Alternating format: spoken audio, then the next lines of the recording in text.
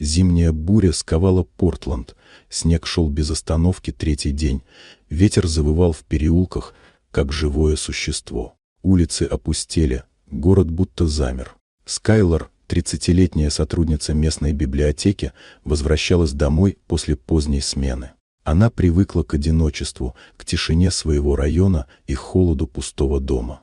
Уже подойдя к подъезду, она заметила его, фигура, полускрытая в тени. Мужчина сидел, прижавшись к кирпичной стене рядом с лестницей. Его лицо было бледным, глаза опущены, дыхание вырывалось изо рта белыми облаками. Он ничего не просил, не смотрел на нее. Просто был.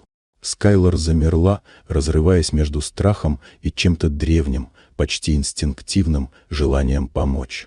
Под лестницей в здании находилась небольшая кладовая, которую она почти не использовала. Она достала ключ, приоткрыла дверь, включила старый обогреватель и поманила его внутрь. Он посмотрел на нее с удивлением, будто не верил, что все это происходит. Потом медленно поднялся.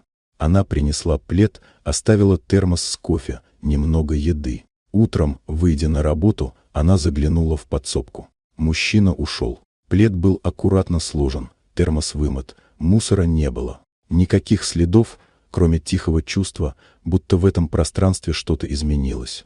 Через несколько дней он вернулся, на этот раз днем. Постучал в дверь и предложил помощь. Молчаливо, без ожиданий. Он починил входную дверь, заклеил сквозняк на окне в ее спальне. Его движения были точными, как у того, кто привык работать руками. Она не спрашивала, кем он был. Но в его поведении было то, что нельзя подделать: достоинство, аккуратность, уважение к пространству и к ней. Так прошло несколько недель. Он приходил, помогал по дому и исчезал. Никогда не навязывался. Скайлор однажды оставила ему под дверью папку, адрес благотворительной организации, контакт центра по восстановлению документов, старый набор инструментов. Не написала ни слова. Просто положила и ушла на работу. Через месяц она увидела его в спецовке. Он работал на стройке в соседнем квартале.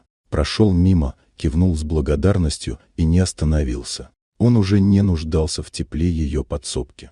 Она не узнала, кем он был в прошлом, не знала, что с ним случилось. Но одно было ясно: в ту ночь она не просто дала человеку приют. Она дала ему возможность снова стать собой. И этого оказалось достаточно.